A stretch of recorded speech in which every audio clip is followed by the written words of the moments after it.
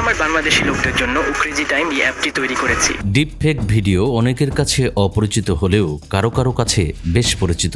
কোনো আপত্তিকর বক্তব্য বা কাজের ভিডিওতে অন্যের মুখ বসিয়ে দেয়াই হচ্ছে ডিপফেক ভিডিওর কাজ।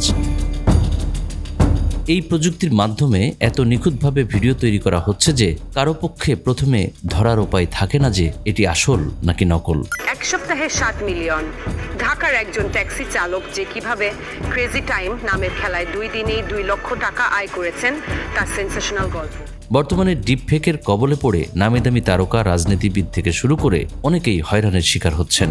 তাই তো বিশ্বজুড়েই এখন আতঙ্কের একটি নাম ডিপফেক ভিডিও।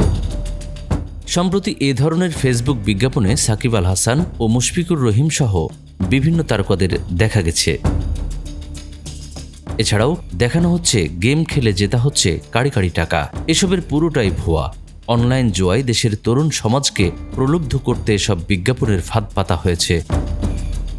তবে নীতিমালা লঙ্ঘন করে এসব জুয়ার বিজ্ঞাপন প্রচার হলেও নির্বিকার ফেসবুকের মূল প্রতিষ্ঠান মেটা।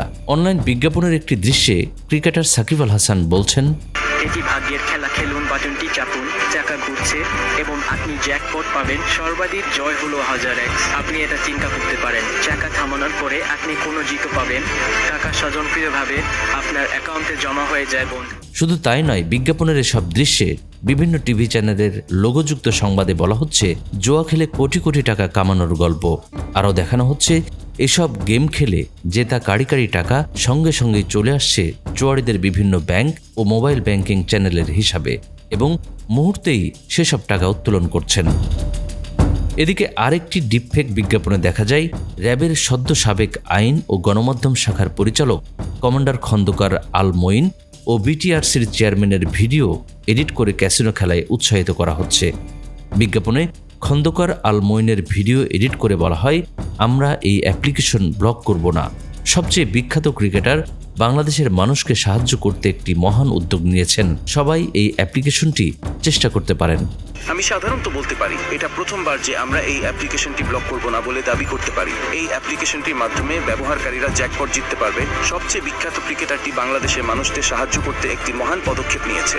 সবাই এই অ্যাপ্লিকেশনটি চেষ্টা করতে পারে। ফেসবুক সহ বিভিন্ন সামাজিক যোগাযোগ মাধ্যমে এমন নজর কাড়া কয়েক হাজার বিজ্ঞাপন প্রচারিত হচ্ছে। বাংলাদেশিদের লক্ষ্য করে তৈরি এসব বিজ্ঞাপন প্রচারে ঢালা হচ্ছে কোটি কোটি টাকা।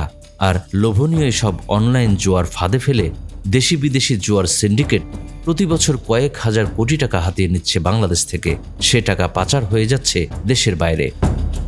সংশ্লিষ্টরা বলছেন, কিশোর তরুণ থেকে শুরু করে গার্মেন্টস শ্রমিক, রিক্সা চালকদের মতো নিম্ন আয়ের মানুষও জড়িয়ে পড়ছে অনলাইন জুয়ায়।